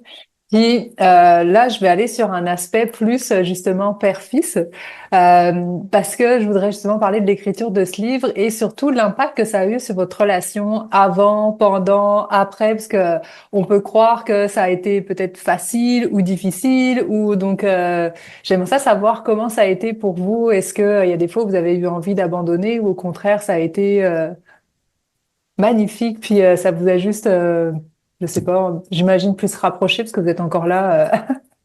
Si ça vous avait On a séparé, vous feriez survécu, plus. Ouais, c'est ça. c'est parce qu'on a survécu qu'on était encore là. Oui, je peux peut-être en parler.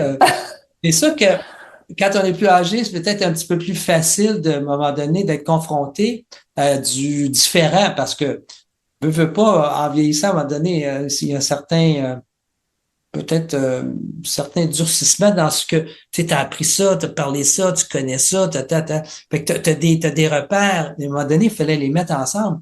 Parce qu'on voulait pas non plus faire un livre où Philippe dit ça, Gaëtan dit ça, Philippe dit ça. C'est-tu plate à lire un livre comme ça, tu sais, si tu passes d'un à l'autre, nécessairement. Fait qu'on a décidé de faire un livre où les deux vont avoir partagé la même pensée. Donc, il a fallu, à un moment donné, uniformiser notre façon d'écrire. Quand on dit, donc, ce qui est écrit là, si c'est c'est Philippe qui fait une expérience personnelle, ça va, ou Gaëtan, ça c'est correct. Mais à part ça, le texte comme ça dans son intégralité, c'est vraiment une façon dont nous, on a fini par dire, voici maintenant, après avoir disserté pendant des fois très longtemps, d'autres fois c'était pas évident, pas tout, des fois c'était comme, on s'en parlera demain ou on s'en parlera la semaine prochaine, là, je suis plus capable d'en supporter, non, ça n'a pas d'allure, Fait qu'il fallait toujours apporter le point, pourquoi avoir cet angle-là, par exemple, ou ces angles-là. Et c'était très bénéfique d'une certaine façon parce que je peux comprendre que celui qui va lire ça, peu importe son âge à un moment donné, il va être capable de se rassembler dans cette écriture-là, finalement, parce qu'elle vient aussi des deux. Fait que c'est une expérience pour moi qui en avait déjà écrit trois, beaucoup plus difficile que d'écrire un livre, parce que c'est comme si j'en avais écrit deux, parce que il fallait véritablement fallait se confronter, hein, fallait vraiment se confronter pour écrire quelque chose auquel on était tous les deux d'accord. Puis des fois, c'était des détails, là, tu sais, des détails de mots. Ah oui, mais tel mot a pas sa place, on irait plus fort ou moins fort. C'est quand même pas facile d'écrire à deux un livre. Mais Mais surtout que père-fils, il peut y avoir justement, parce qu'il y a, ce que je trouve d'intéressant, c'est qu'il y a que cette proximité, et justement, cette proximité fait que il n'y a pas de filtre. Donc, des fois, ça peut être très oui, challengeant. aussi. Ouais, tu sais, il y a la relation père-fils qui est là depuis 42 ans. Et donc, il y a ça, en plus de nos expériences qui sont différentes, nos perceptions qui sont différentes, même si on a la même, comment je pourrais dire, on a la même objectif face à la vie, mais comment ça s'apprête, c'est différent aussi. On a différents points là-dessus.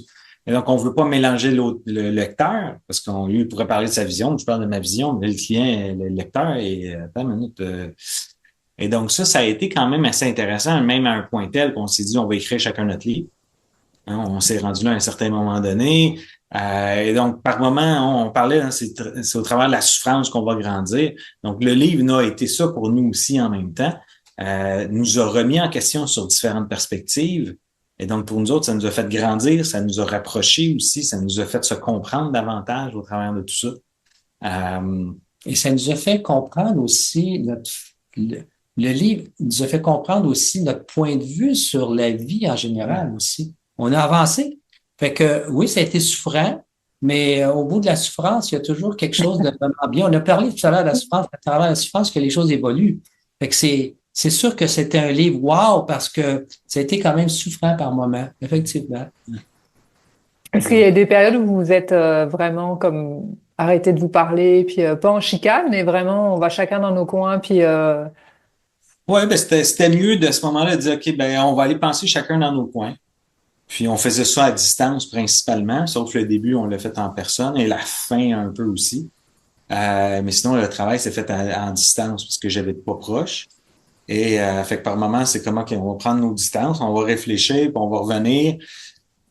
Mais même des fois, on a demandé le conseil de personnes externes par rapport à comment ils voyaient la chose, parce que on était comme, ah oui, mais moi, je le vois comme ça, toi, tu le vois comme ça. Puis, fait que des fois, on est arrivé comme avec je sais pas comment on appelle, Il fait là. comme une constellation Ouais. familiale par rapport au livre, hein, tu peux t'imaginer, là. Mais juste une, puis ça a été wow, fantastique. Pour que ce livre-là sorte, ça disait tout ça, là. C'était un livre merveilleux, tu sais. Fait que le livre a Mais, été un cheminement personnel, spirituel, ouais. en le faisant lui-même, tu sais. Mais Ouais, donc, j'imagine. ça a été, c'est pas comme dire, on va écrire un livre de recettes, toi, tu prends les desserts, moi, je prends les entrées, puis on fait quelque. Ça, il y a comme une simplicité, ou sinon, c'est un livre, c'est sur les finances, ben, toi, tu vas parler de telle affaire, puis moi, je vais parler de telle affaire. Mais nous autres, c'était vraiment, on écrit le livre à deux, et donc c'était vraiment un challenge. Certains chapitres, par exemple, c'est plus lui ou plus moi, mais sinon, ça gardait tout le temps la même idée générale qu'on s'entendait, voici qu'est-ce qui va être écrit dans. Puis c'est pour garder aussi l'objectif. On a enlevé une 50 à 75 pages, je sais pas exactement. Donc, on a enlevé quand même une grosse partie, parce que là, ça finirait plus. Et donc, c'était comme, OK, qu'est-ce qu'on va faire qui va faire la plus grande différence pour que les gens puissent vraiment confronter leur réalité, confronter leurs croyances, confronter leurs valeurs, pour vraiment voir la vie d'une nouvelle façon. Fait que ça a été... et j'étais en auto-édition aussi, fait qu'on c'était nous Ah qui oui. jouait ce rôle-là aussi en même temps. Et donc, ça nous a permis de vraiment aller puis d'avoir le contenu qu'on voulait vraiment dans ce livre-là. Et donc, ça a été comme une très belle aventure pour ça en même temps. Mais déjà, le fait d'être en auto-édition, c'était une autre complexité parce que quand tu as une éditrice, voilà, elle va trancher. Ah, c'est parfait, OK. Donc, tu es l'arbitre entre les deux et dit, OK, on va prendre ça. Mais ça, on va le dire différemment, mais ça, OK, ça, on embarque. Mais là, il fallait qu'à un moment donné, il y ait un consensus bilatéral, tu sais. Mm. Fait que même si des fois, j'ai un peu plus écrit dans certains chapitres, ou Philippe, certains autres chapitres, il reste que c'est comme ce qui passait là, ça me reflétait aussi. Fallait qu'il y avoir Mm. cette parce qu'on voulait pas mêler les gens non plus. Donc, ça nous a permis finalement de même faire un travail encore plus loin parce que il fallait aller retourner des fois à certaines sources que j'avais, dire OK, telle affaire, telle affaire. Parce que réécrire un livre seul, on peut toujours avoir à un moment donné, on peut dire, oh, je suis tanné, là, ça me tente plus, mais tu questionnes pas véritablement ce que tu écris. Parce que ce que tu écris, c'est ce que tu sais. Alors que là, c'est comme on est deux à savoir. Là. C'est pas évident, Ouais, ça non ouais, plus. ouais. Là. En tout cas, un gros merci. Je ne sais pas s'il y a quelque chose que vous voudriez rajouter par rapport à l'entrevue ou ce que vous voudriez partager comme message aux gens qui vont regarder cette entrevue. Allez l'acheter, parlez-en. C'est pas un livre à lire, c'est un livre à vivre. Et donc, on vit pas seul, il faut le partager, il faut en faire des groupes de discussion. Je l'ai un groupe Facebook pour que les gens puissent en discuter aussi. Je pense que c'est pas quelque chose à être seul, hein. On se sent souvent seul, des fois dans ce chemin-là de l'évolution. Des fois, on peut se retrouver seul à un certain niveau. Mais c'est de s'entourer de gens qui vont penser, confronter nos perspectives, confronter nos valeurs. Ouais, moi, j'ai compris ça dans le chapitre. Toi, qu'est-ce que t'en as compris? Fait que c'est d'amener cette conversation autour du livre. Le livre est dans toutes les librairies du Québec, arrive vraiment bientôt en Europe. Et donc, Bientôt, on parle de quelle date? Juste pour... techniquement, mi-novembre, on devrait être en Ok, Europe. Euh, parfait. Parce que vu que je suis française, j'ai quand même une communauté qui est aussi en France. Donc, donc, ouais, je laisserai les détails, mais ça devrait arriver très, très bientôt. Et puis, tu disais que tu avais donc créé un groupe Facebook pour que les gens puissent échanger? Ouais, donc si vous allez Ok. sur ma page Facebook professionnelle, là, Philippe Brouillard, PhD, candidat Vita Quantum, j'ai le groupe Facebook qui est là. Sinon, le groupe Facebook, c'est Quantum Revolution pour soit révolution et évolution. Hein, il faut ramener les choses à une nouvelle perspective. Et donc, fait que c'est ça. Il y a un guide d'accompagnement gratuit qui vient avec le livre parce que c'est bien beau de lire, mais on veut se questionner, on veut confronter comment on pense ces choses-là. Donc, on l'a vraiment rendu un livre un peu différent de ce qu'on est habitué. C'est pas un livre de divertissement, mais c'est un livre de transformation. Et comment rendre un livre transformationnel le plus possible, ça a été aussi un challenge par rapport à tout ça. Et on voulait pas que ce soit les 1001 recettes du bonheur, comme je disais plus tôt, mais bien quelque chose qui va confronter pourquoi, par exemple, si je te pose c'est quoi tes valeurs, tes croyances, ah ben on le sait souvent, c'est quoi, on en sait une partie, on les sait pas toutes, tu vois. Mais pourquoi c'est ceux-là? Oh, là, pourquoi, de où qu'ils viennent? Ils viennent inconsciemment de nos parents, l'éducation, nos amis, ces choses-là. on les a jamais vraiment remises en question. Et donc là, on vit notre vie pour s'assurer que les choses qu'on fait dans notre vie fit avec ces modèles de valeurs, de croyances, mais si tu les bonnes qui sont dans ta vie actuellement. Mais pour ça, il faut se remettre en question. Il faut être prêt à aller dans l'inconnu. Hein, si on change ton modèle de valeur au complet, là, tu fais, oh, ma vie est comment, là? Qu'est-ce qui se passe? Et donc, c'est à toi de faire ce chemin-là, mais c'est en le faisant, en te confrontant. Donc, le livre est confronté qui nous sommes pour repenser notre vie et vivre plus heureux. Et ça, c'est important, justement. Lorsqu'on lit un livre comme ça, c'est pas avec le crayon, on coche, ah, ça c'est bon, ah, ça c'est bon, ah, ça n'a pas d'allure, ah, ça c'est bon. Mais habituellement, quand on lit un livre, souvent les choses qu'on aime du livre, c'est les choses qui nous reflètent finalement, c'est nos croyances aussi. Fait qu'il faut se permettre dans ce livre-là d'accepter ce qui est dit peut-être pour certaines personnes complètement nouvelle pour eux et se dire, eh bien, si c'est écrit, ben, c'est probablement une possibilité. Et c'est une possibilité dans laquelle je devrais m'inscrire aussi à comprendre ça. Sinon, il n'y a rien qui avance finalement dans la vie parce que la plupart des gens ont fait tout ce piège-là. On accepte un livre bien souvent parce qu'on connaît déjà. Il dit la même affaire que moi. Et ça, c'est un mot juste de bon livre, tu sais. Mais c'est pas ça la vie. Puis c'est un livre pour soi, pour le développement de sa personne, mais c'est un livre aussi pour la société nouvelle de demain. Donc, c'est quelque chose qu'il faut essayer de promouvoir le plus possible parce que ce qu'on voudrait, c'est qu'il y ait vraiment un temps où enfin on va commencer à penser différemment. On va avoir des entrepreneurs qui vont penser différemment, des hommes d'affaires qui vont penser aussi différemment. Ce ne sera pas juste la question monétaire au bout de la ligne, mais c'est la question humaine qui va ressortir dans tout ça. Et c'est vraiment le côté humain qu'on veut ressortir avec ce livre-là pour une nouvelle société aussi dans laquelle l'humanité va enfin pouvoir avoir accès à un bonheur qui est de plus en plus possible. Même si c'est sûr que ce ne sera pas un bonheur immédiat tout le temps, c'est normal, mais qui va être de plus en plus présent et qui va commencer à progresser de plus en plus. En tout cas, un gros merci. Donc, procurez-vous le livre La vie repensée. Je vais mettre le lien également. Tu me donneras le lien, puis je le mettrai, tu sais, le lien du groupe. Et puis, s'il y a des gens justement qui veulent, moi j'habite sur le plateau, s'il y a des gens qui veulent faire en discuter en personne, moi je serais vraiment très ouverte. Donc, les gens ont juste à me contacter. Et puis, ça pourrait être le fun d'organiser quelque chose justement pour en reparler, questionner, parce que je pense que, comme vous l'avez dit, c'est en se questionnant, puis en échangeant qu'on est capable de voir différentes perspectives et puis d'évoluer ensemble. Donc, un gros merci d'avoir pris le temps de faire cette entrevue.